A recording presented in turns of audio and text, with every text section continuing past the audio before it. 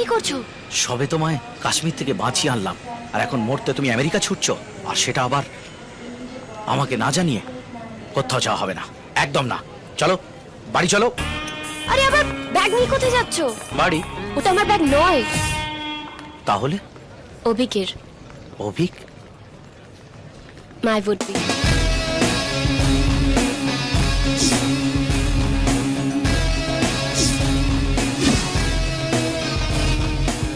Hey, how are you? Abhik, তোমাকে বলেছিলাম না রকির কথা, হ্যাঁ। যে আমাকে কাশ্মীরে আচ্ছা। বাঁচিয়েছিল? ওই। Oh, hi, Abhik.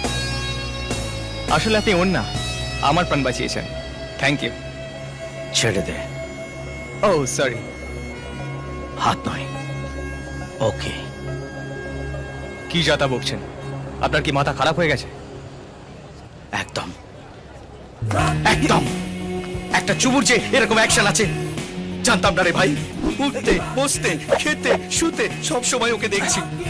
সেদিন জল খাচ্ছি, দেখি গ্লাসের মধ্যে সুইমিং স্যুট পরে সাঁতার কাটছে।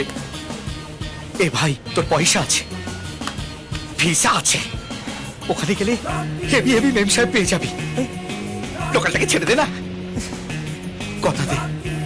আরে মুখো হবি না, প্রমিস প্রমিস প্রমিস প্রমিস। চলো। কি করছোটা কি? তুমি চলো।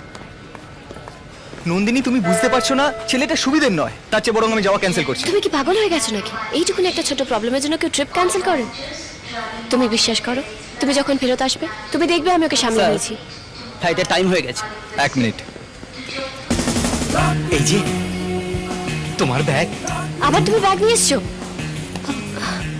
শোনো, এবার হাসি মুখে বলো আমি আসছি, প্লিজ।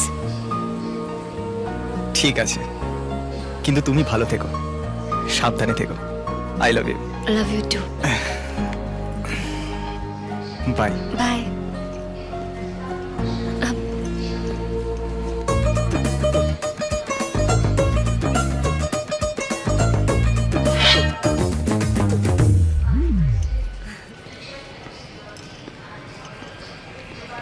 তুমি কি ভেবেছো আমি তোমার গার্লফ্রেন্ড? যা বাবা, কাশ্মীরে তো তুমিই বলেছো মরার আগের টাইম পর্যন্ত ধরে নাও আমি তোমার গার্লফ্রেন্ড। হে ভগবান, কাশ্মীরে কি হয়েছে সেটা তুমি এখনো মনে রেখে বসে আছো? আরে বাবা, তখন তো ভেবেছিলাম যে আর কিছুক্ষণ পর মরে যাব। মরিনি যখন, তখন চিরদিনই তুমি যে আমার। দেখো, আমি অভিককে ভালোবাসি, বুঝবার চেষ্টা করো। ও আমেরিকা থেকে ফেরত এলে আমাদের বিয়ে। একটা চান্স দাও না গো প্লিজ। কিসের চান্স? তোমার সঙ্গে লাইন করব। তুমি যতই লাইন মারো আমি তোমার প্রেমে পড়বো না। লেগে তো থাকি। থাকো।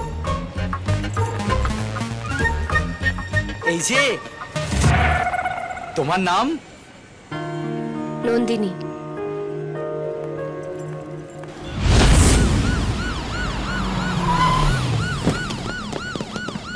Good morning sir.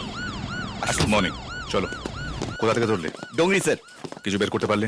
না স্যার, অনেক কিছু অ্যাপ্লাই করেছি কিন্তু মুখ থেকে একটা শব্দ বের করেনি।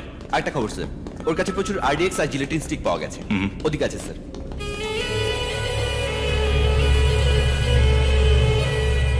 শুধু শুধু সময় নষ্ট করছেন স্যার, এসব আমার গা সওয়া হয়ে গেছে। আপনারা কিছু করতেও পারবেন না আর আমি কিছু বলবো না।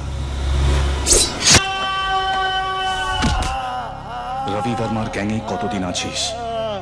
8 মাস।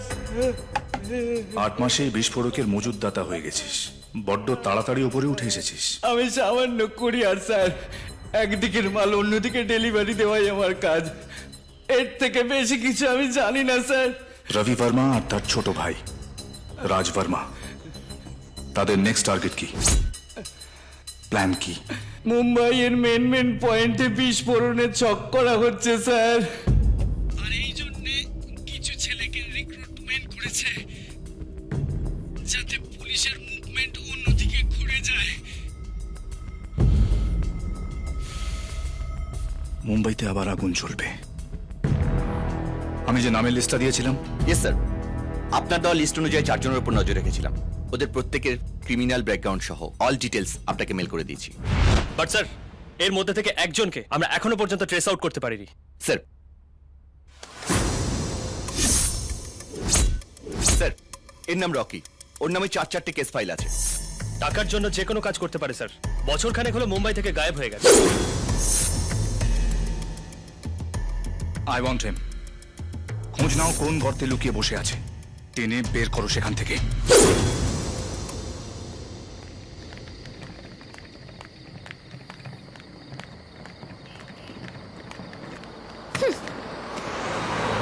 লোকটা একেবারে ইনহিউম্যান, কোনো মনুষ্যত্ব নেই।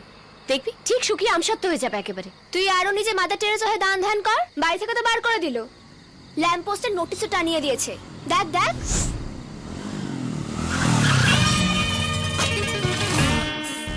এ কি এত রাতে মালপত্র নিয়ে রাস্তায় কোথাও বেড়াতে যাচ্ছ?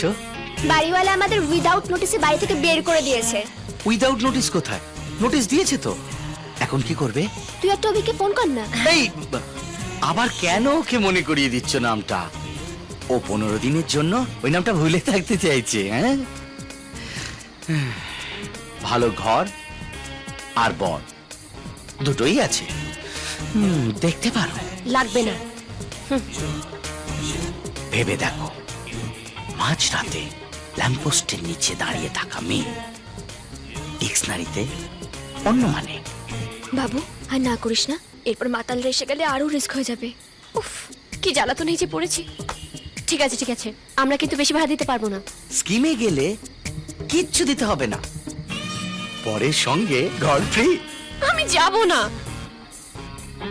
নন্দিনী, আজকে রাত্রে রাস্তায় রাস্তায় ঘুরতে হবে। আজকে রাতে ম্যানেজ করে নে, কাল সকালে নয় অন্য কথা ভাববো।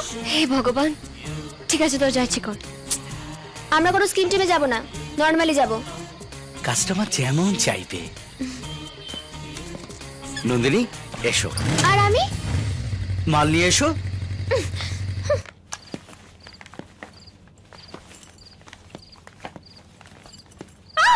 দেখে এই দেখে। দেখে আয়। বাইরের বাল্বটা কেটে গেছে, সাবধানে এসো।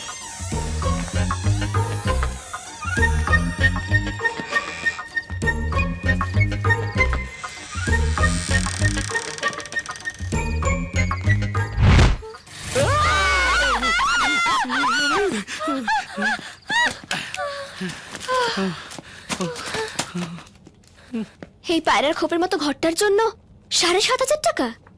শেয়ারে নাও, আমিও থাকবো। 2000 টাকা দেবো। না না না না, কোনো দরকার নেই। 7,500 টাকা তুমি পেয়ে যাবে। এখন তুমি আসতে পারো। Good night.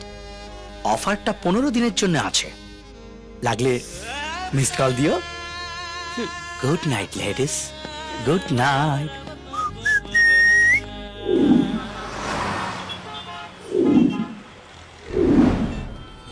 নন্দিনী, নন্দিনী, কি হয়েছেটা কি? সকাল সকালে তো চেঁচাচ্ছিস কেন? কাল রাত্রিবেলা বলেছিলাম না পায়রার খোপের মতো বাড়িতে এসেছি। কত বড় বাড়ি দেখ, দেখ। Wow, great.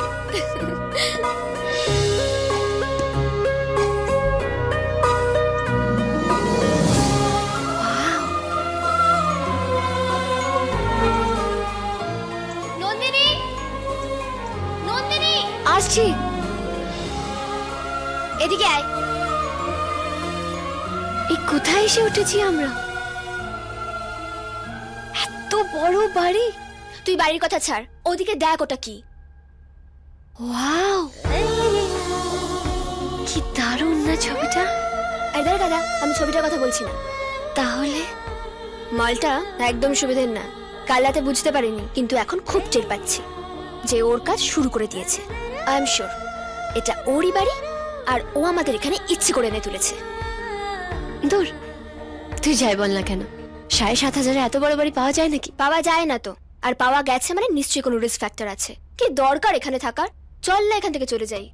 আরে দূর, তোর ঢুকতেও তর্স হয়েছে না বেরোতেও। আরে বাবা, আমরা তো ভাড়াতেই থাকবো নাকি? আর হ্যাঁ, যদি কোনো প্রবলেম দেখি তাহলে বাড়ি ছেড়ে দেবো, সিম্পল। হ্যাঁ, তুই ওকে ছাড়লে ও তোকে ছাড়বে। দেখ তোর প্রবলেম এসে হাজির।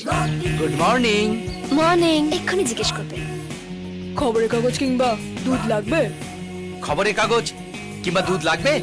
দেখলি কি বললাম? এই আমরা খবরের কাগজ পড়ি না আর লিকার চা খাই। এই চা।